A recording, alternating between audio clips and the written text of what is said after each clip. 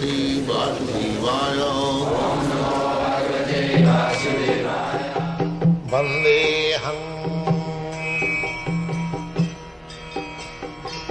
Sri Guru Sri Juta Padakamalam.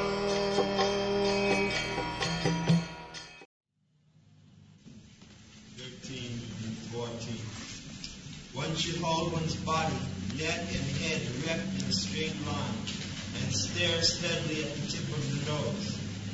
Thus, with an unagitated, subdued mind, devoid of fear, completely free from sex life, one should meditate upon me within the heart and make me the ultimate goal of life. This is the process. First of all, you have to select a nice place, solitary place, and you have to execute alone.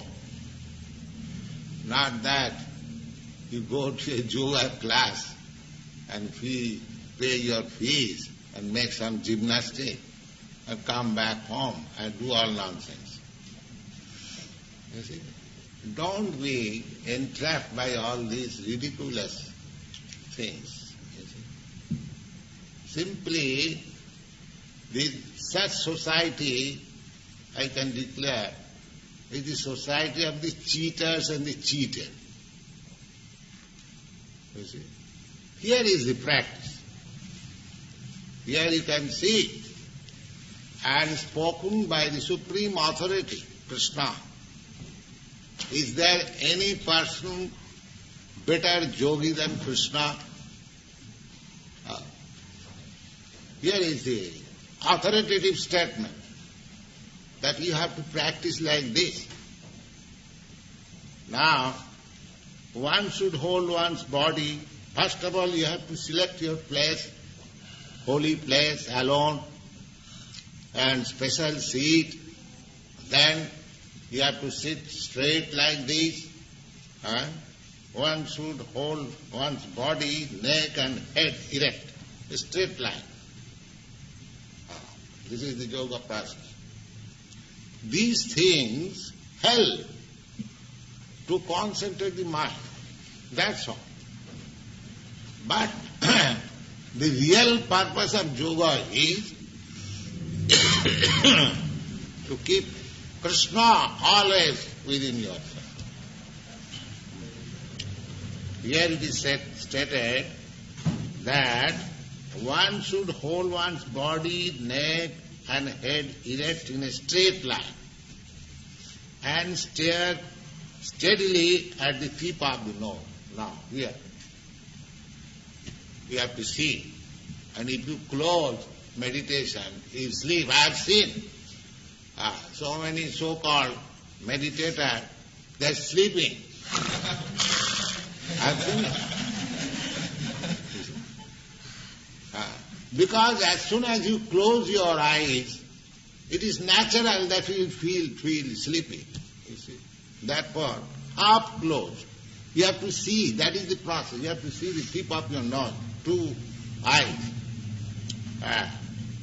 Thus, with unagitated mind, this process will help your mind to be fixed up. Unagitated mind, subdued mind, devoid of fear. Yes. Because you have to, generally the yogis, they used to practice in jungle. And if he is thinking, oh, some tiger is coming or not, or what is that? Or some snake is coming. Because you have to sit down alone in a jungle. You see. There are so many animals, tigers and deers and snakes. So, therefore it is specially stated, devoid of fear. Devoid. The skin of deer is specially used in yogasana because it has got some medical effect that snakes do not come. If you sit down on that particular skin, the snakes and reptiles will not come there. That is the purpose. You will not be disturbed. Devoid of fear, completely free from sex life. You see, if you indulge in sex life, you cannot fix up your mind in anything. That is the effect of brahmachari life. If you remain brahmachari without sex life, then you can be determined. Just like we have seen a practical example of Mahatma Gandhi in India. Now, he started a movement, non-violent, non-cooperation.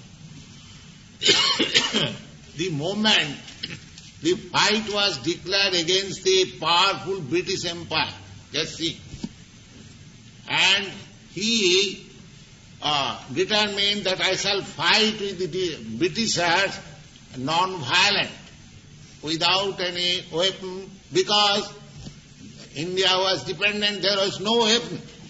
And several times it was attempted by armed revolution.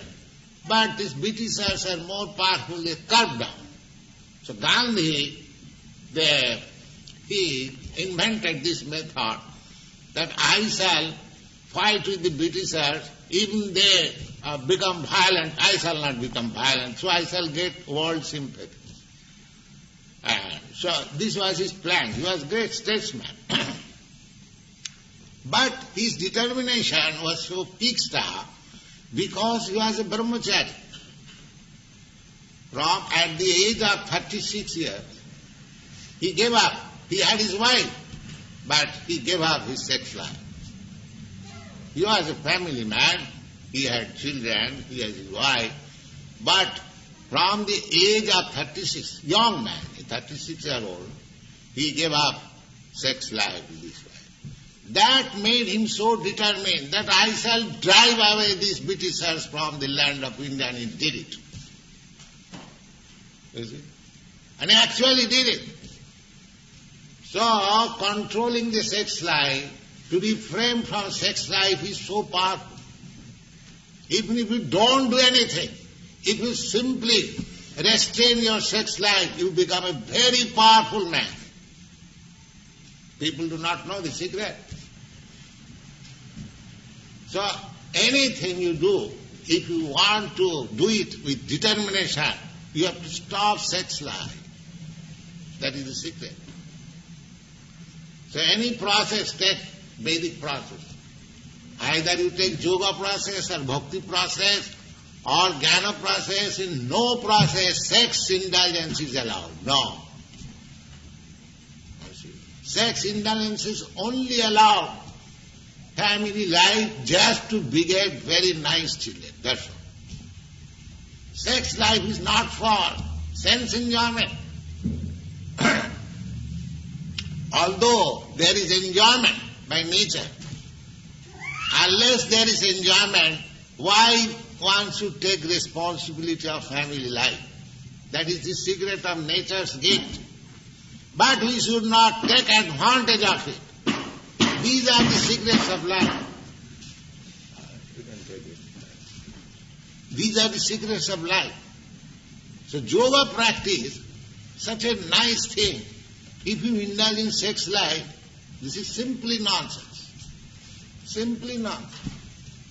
And if anyone says that you go on with your sex life as much as you like, at the same time you become a yogi, simply pay my fees, I give you some miracle mantra. These are all nonsense. They are all nonsense. But we want to be cheated. We want to be cheated. We want something sublime, very cheap. That means we want to be cheated. If you want very nice thing, you must pay for it.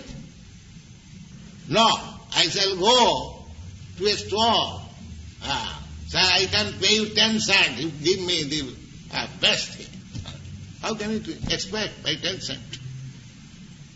If you want to purchase some value, if you want to purchase gold, then you have to pay for it. Similarly, if you want perfection in yoga practice, then you have to Pay for it like this. Don't make it childish affair. That is the instruction of Bhagavad Gita. If you make it childish affair, then you will be cheated. And so many cheaters are ready to cheat you and take your money and go out. That's all. Here is the statement, authoritative statement. Free from sex life.